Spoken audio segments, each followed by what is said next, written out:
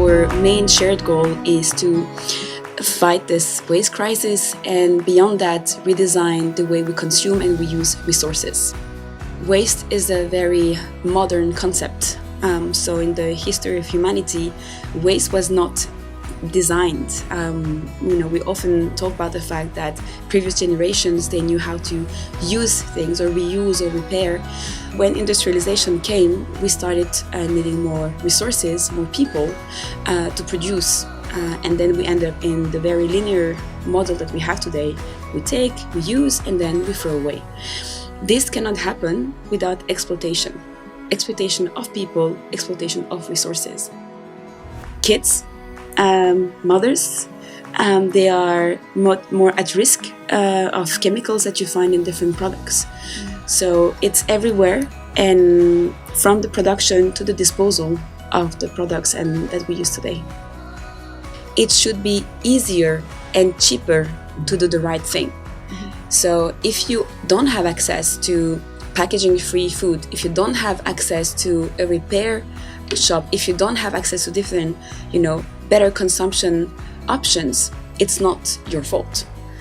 This should be made accessible to you. Blaming consumers has been quite an effective strategy from, again, big corporations, but also governments who didn't want to take their responsibilities. It's not only a waste issue, it's an access to food issue, it's a pollution of soil issue, it's agriculture issue. So for me, one, it's putting efforts a lot in connecting the dots and breaking the silos, finding unusual allies. By dividing us, civil society and people, we really keep fueling inaction. My general sense is when I go to different places in Europe, there's a fantasy that it's better elsewhere. Always. In Southern Europe, where we assume that Northern Europe is solved. Perfect, no problem. No, different problems, but still problems. But also different solutions. Hello, everyone, and welcome to this podcast episode with Zero Waste Europe and Friends of the Earth Cyprus. I am Mariza. I'm part of the Friends of the Earth Cyprus team. And today I'm very happy to have with us Esra Tat, who is the Executive Director of Zero Waste Europe. So we are here she's here for a Zero Waste Alliance meeting. She will tell us more about it in a second. And just to let you know, if you don't know it, Friends of the Earth Cyprus is a member of the Zero Waste Alliances, and we have an alliance in Cyprus as well. So through this network, we work with other organizations in Europe to promote sustainable zero waste practices and to advocate for systemic change. So hello, Esra. Hi. It's a very unique opportunity to have someone from abroad coming in Cyprus for a podcast. So to start off, could you please tell us a little bit about Zero Waste Europe and why you're here? Well, very happy to be here first, and thanks for the invitation. So a few words about Zero Waste Europe first. So we are a European network of organizations, including Friends of the Earth Cyprus. Today we have 37 members, member organizations and alliances in 29 countries on the European continent. And our main shared goal is to fight this waste crisis and beyond that, redesign the way we consume and we use resources. And if I'm here today for the meeting that we have with a few of our alliances. We have alliances in many countries, but here we are with colleagues from Cyprus, of course, Germany, Bulgaria, Ukraine, and I was sure I was going to forget one. Germany? I mentioned Germany. Spain, thank you so much. And Spain. The idea behind this alliance building is to fight for what we're trying to achieve, which is changing quite something huge. The wasteful systems we have around us. We need to build power of people, and also bring a lot of people around the table to join our forces. So that's a bit the idea behind the alliance effort. Yeah. We totally do that together. So, as you mentioned, the waste crisis has very significant impacts on on the world, and especially on vulnerable communities. And I want to stop a little bit and discuss about that. How do you see the intersection between social justice and the waste crisis that you mentioned before? Yeah, so first of all, waste is a very modern concept. So, in the history of humanity, waste was not designed. We often talk about the fact that previous generations they knew how to use things or reuse or repair, but also because before having industrial production, it was taking quite some time to produce things. So we were putting more efforts into caring for them. And when industrialization came, we started needing more resources, more people to produce. And then we end up in the very linear model that we have today. We take, we use, and then we throw away. This cannot happen without exploitation. Exploitation of people, exploitation of resources. So there's a massive connection between the social injustice, inequalities we see in the world, but also the immediate effect on us right now here. The social injustice around waste is also the health issues. You mentioned vulnerable communities, kids, mothers. They are more at risk of chemicals that you find in different products. So it's everywhere, and from the production to the disposal of the products and that we use today. Yeah. So I guess you vulnerable communities is not something that is really away from us. It's just actually in the society, and we are sometimes part of Exactly. the vulnerable community. And you said you talked about the linear economy. Do you think that it's the fault of the industrial revolution that this started and the demanding and the change of the system that we had, or whose fault is it? Well, there are a few historical tipping points for sure. So industrial developments really allowed mass production, where it was cheaper to produce new things and to repair them. And then, of course, some companies really built in what we call planned obsolescence. Today, it's still very expensive for you, or still more expensive to fix something than buy a new one. So I would say in the modern development, there were moments that accelerated this linear economy. But today, we are conscious, we have the solutions. The waste crisis is not a technical issue, it's a lack of willingness. And if you say by who, I think there's a shared responsibility. Governments who don't dare to take bold actions, corporate power that, as I said, favor planned obsolescence versus favoring, for example, repair or reuse. And then on the consumer side, I feel we blame consumers way too much. That was my next question. Like Yeah. usually, also governments use that practice. They blame the consumers. So does it come back to the consumers or? Uh, So, of course, there are some level of responsibilities. Each and one of us, we can make different decisions, buying decisions. So there's power, and I really invite people who can afford to make different choices. But as we say at Zero Syrup, it should be easier and cheaper to do the right thing. So if you don't have access to packaging free food, if you don't have access to a repair shop, if you don't have access to different, better consumption options, it's not your fault.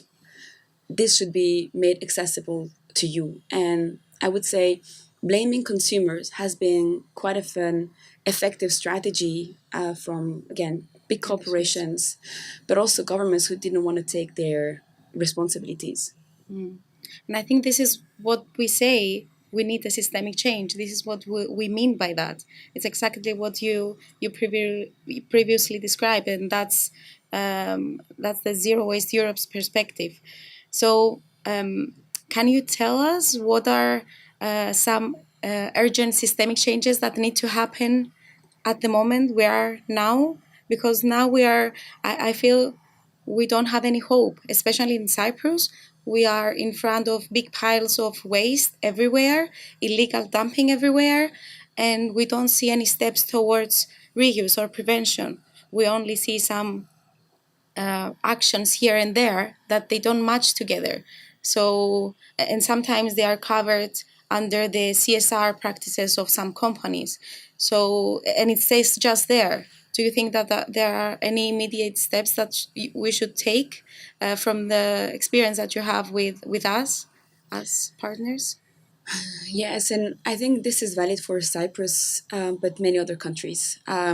Today, an average European citizen produces, so has half a ton of waste each year. Half a ton. Half a ton. Half a ton. And some countries, of course, Make are a it lot as higher. an image. I mean, how much is that? I don't know. Is it- It would be hard. That's a good thing to put into image, but Yeah. I think just the idea of, I don't know, it's like 500 kilos. So can you imagine? It's like it's several of us in a room. Yeah. But this is, in some places, is more visible than others. Here you talk about piles of waste, so very visible. But in some other countries, we think that there's a place called away because we throw away. But this away is always somewhere. Either is incineration, or maybe it's shipped somewhere else or buried.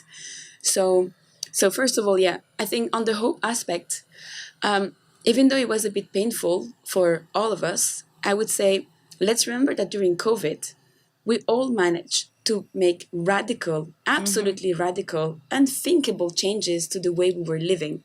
So I don't say it was easy, and I don't say it was pleasant. We learned. But we learned, and I think we learned that we are able, when we had the right push, the right reasons, we are able to make some of the incredible effort to change things. So yes, it was difficult, but it's possible to make big changes. And when it comes around the key levers for system change, I think that the challenge is that it's not only one thing, for sure.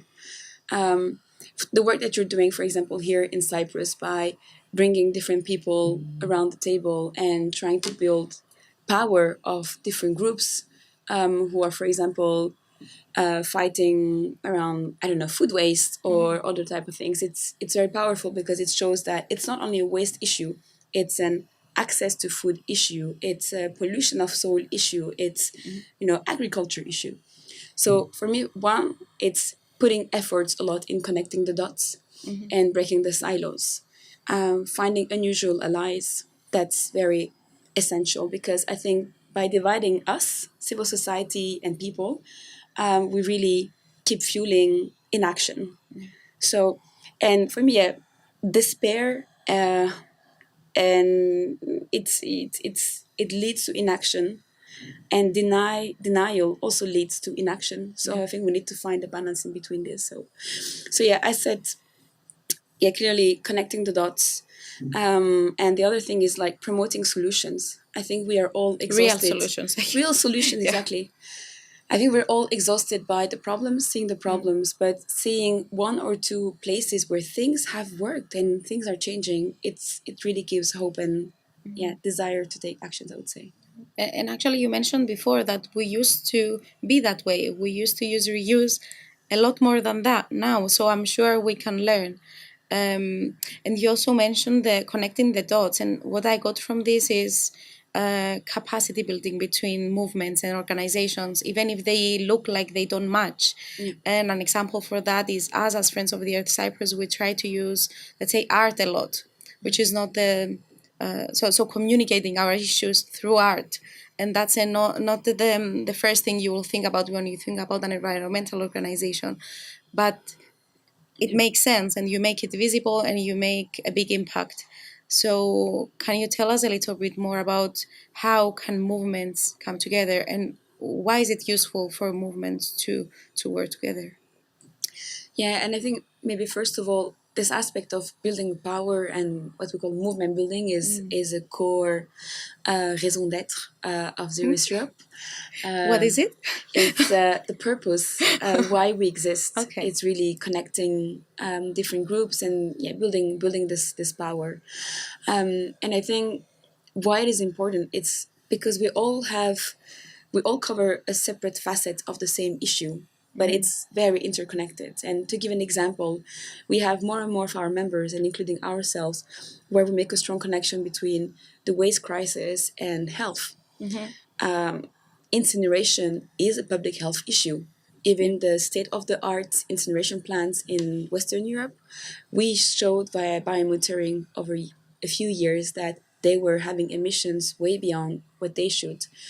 So I think making this connection with people who are on the health sector side is very powerful because they know the cost, the health cost Yeah. of chemicals, for They example. know how to communicate that. They know how to Yeah. communicate, and also they might know the health. They might see, for example, a lot of chemicals creating disorders and impact on human health, but they might not connect it to the waste crisis. So I think connecting the dot, it's also reinforcing our mutual fights, and there are different entry doors. Yeah, I always say environmental and social are deeply connected, and what we fight for is a environmentally safe and socially just space for humanity, as we see in the what we call the donut economics. That should be our common goal. The what economics? The donut Okay. economics. Donut. Okay. Yeah. Okay. Yeah, that's amazing. I want my kids to grow up in this kind of world.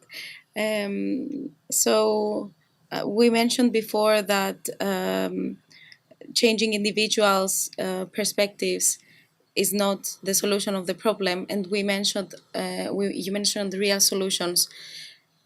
What could be some solutions that we could say to people who listen to this podcast?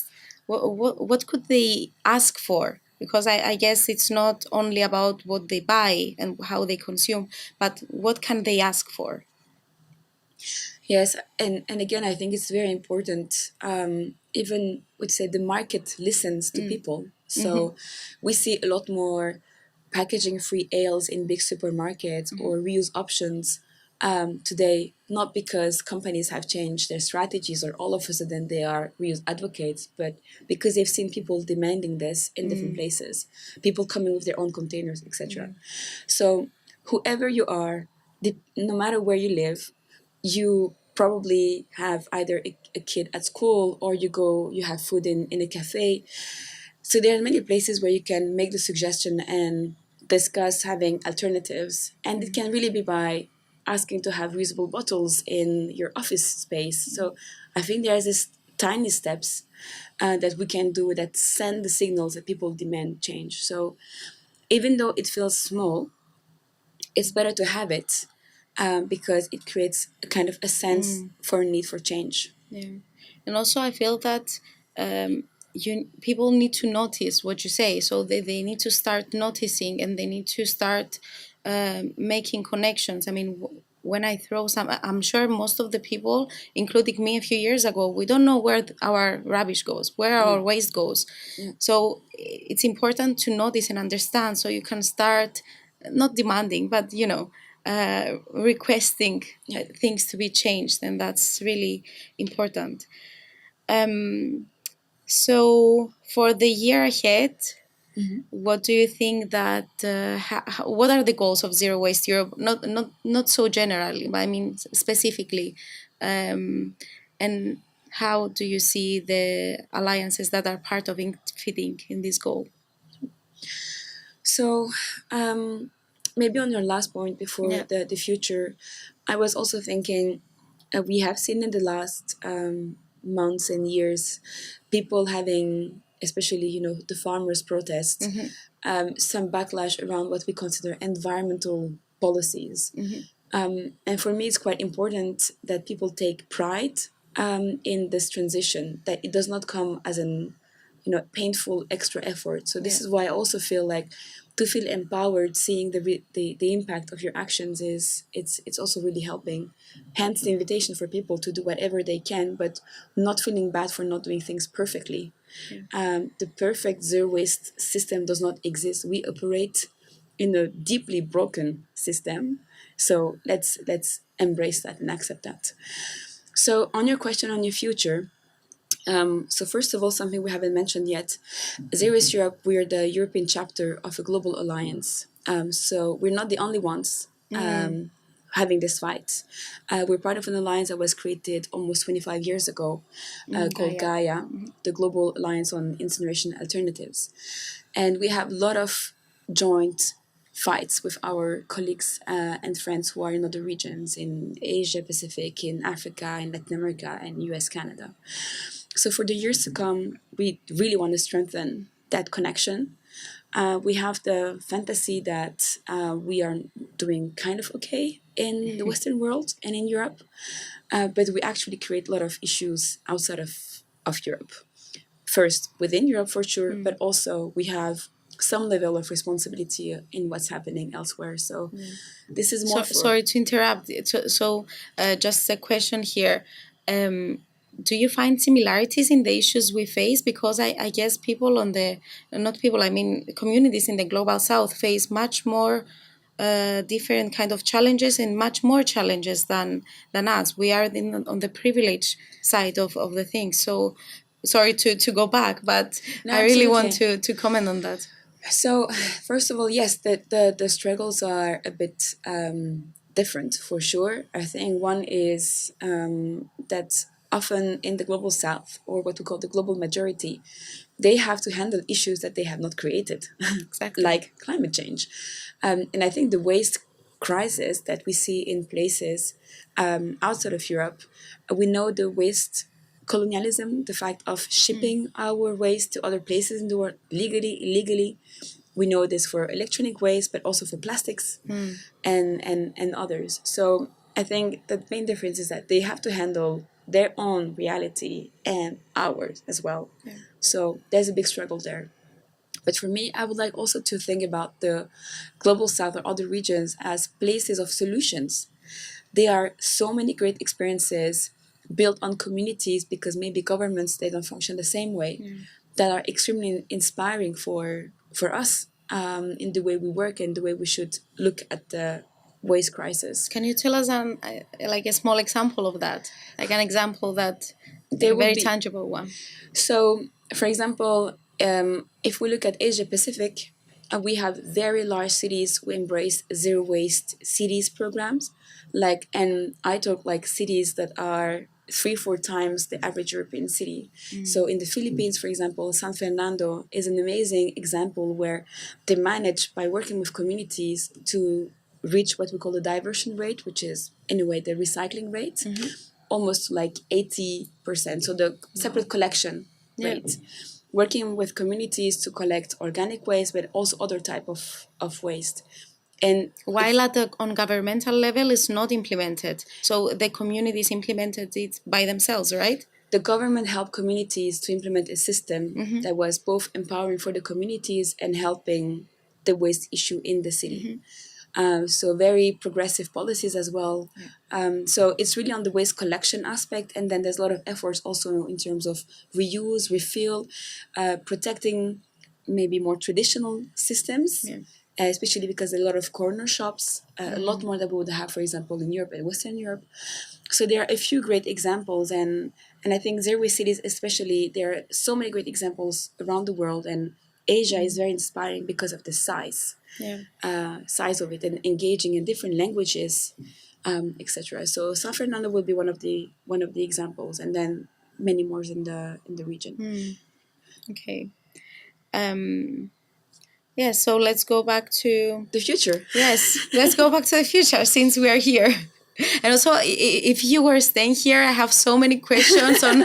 I really want to talk about the waste from the fashion industry and how is that connected to the piles that we see, because it's something that it's very close to us. And usually when you talk to people that are not comfortable with waste and they don't understand why waste is an issue, it gets to things that they use every day. So you mentioned the bottles, you mentioned the things in the supermarket packaging, but also fashion is one of it. But I know it's a huge subject. So if you have any good experiences or if you have any reflection on that as a short note, and then we can go back on the future. To the future. I think textiles is very interesting how in the recent years there has been a lot of pushback on fast fashion in a few places.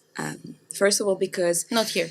not everywhere, but I think like in a few places where we start seeing the impact, especially in places like the Atacama Desert in Chile or Ghana, where we have starting seeing images and we have colleagues in these countries who also work on the ground. And in Chile, there's this group called Deserto Vestido, which is the desert with clothes. And you see a lot of the fashion, the textiles we haven't been using or we've used that ends up being dumped on the other side of the world. So yes, again, I think the interesting thing with textiles, it's unlike, I don't know, packaging or bottles or other type of products. It's kind of clear that the amount of textile produced and put on the market, it's so high that there's no way we can curb Consume that. it, Yeah, there's no way we can consume it, and it's really wasteful from the production phase. And I think while we know it, for example, for plastics with the production of fossil fuels, it feels really far from people to understand that the problem is fossil fuels and then the plastics are being produced. While for textiles, when we know brands like Shein, who have an incredible number of items on their website, but it's not only Shein. Luxury brands, they destroy their unsold goods because it's not nice to have a Burberry. It's not prestigious. Is exactly. So I think, textiles is clearly one of the topics that has been trying to be addressed at the EU level in terms of policy. And we see more and more groups, including our network, who try to fight, again, overproduction. But also, January next year, there's an obligation for European cities to separately collect textiles. Also for us. Also for Cyprus, exactly. Yay. And I think we're really far from having any system to do that really well without maybe risking having more incineration, more waste shipment of textiles, or ending up in landfills. So one of these examples where the connection with overproduction is clear, and the other part of the world. But there are solutions. There are policy levers we can use. And there's also consumption. There's also business models that enable different ways of doing. I think it's time to go back to the future. Yes. Now.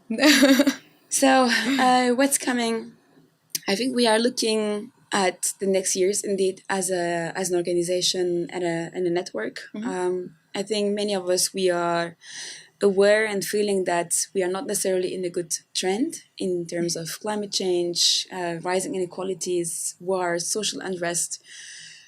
So it can feel a bit overwhelming. So in that front, we are looking into a few things that we'd like to achieve and change in the next year. So first of all, changing the conversation from waste to resource use. It's very key to understand that waste, like your phone when it's not working, this textile that's not working, it's land use.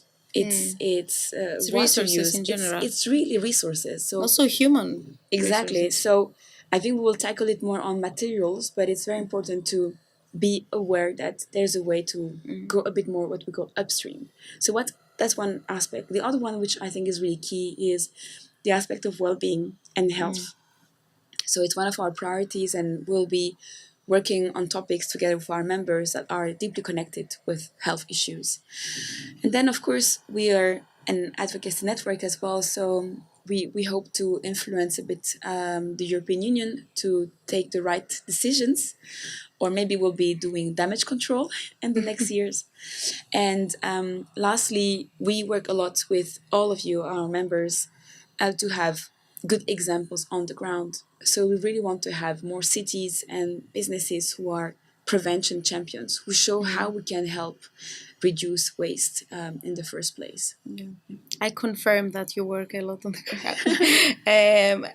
And are there any, because you talk about a little bit high level decisions, are there any either events or any ways to support you on the ground? I mean, any events that are open to the public, or that's not the target audience of Zero Waste Europe, and that's not something that is coming up?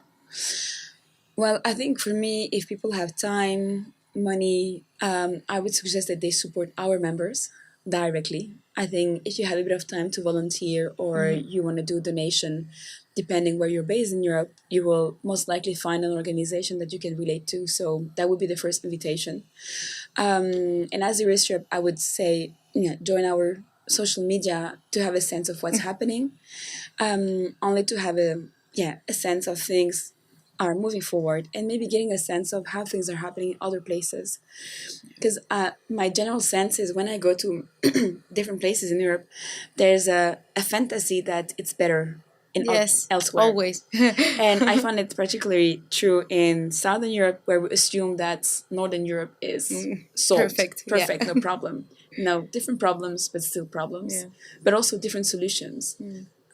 So I would say for people interested in the topic, to join our social media and maybe engage with one of our members on the ground. Yeah, that's great. Thank you so much, Ezra, for being here and for explaining. I know the time is not enough to go deeper into things, but you gave us a broader vision of Zero Waste Europe and why it's important to fight for different crises, and especially on the waste crisis, and learning how that crisis is connected to the climate crisis that we face every day and that we'll continue facing if we don't systemically change. And of course, a personal thank you for giving your insights on the topic, because it's very important to have you in Cyprus for a few days. Yes, it's been very inspiring, and I hope the people who listen to this podcast will find also inspiring. And there are many ways to connect also with Friends of the Earth and Zero Waste Europe. So we're open. We are usually very open to collaborations and connecting the dots. So yes, thank you again, and Thank you. Thanks for the invitation. And I think sometimes being at the European level, we also get a bit depressed because progress Thank you. feels like baby step. But I think it's also very inspiring for us to see how things are happening in different places. Because maybe when we look at it every day, we don't see much progress. But if we can take a step back, things have been changing. Yeah. And not. Do you see that in Cyprus as well? I think just the fact that you have the Zero Waste Alliance is a great example of a few organizations putting, their, sleeves up and just like joining forces. It means that there's an understanding that we need more power and support each other. So and there is a lot of work going on the back of the social media posts, let's say, and the networking campaigns that we do and all of our campaigns. So thank you for noticing, and we will have another session soon, I hope. Thank you. Thank you, everyone.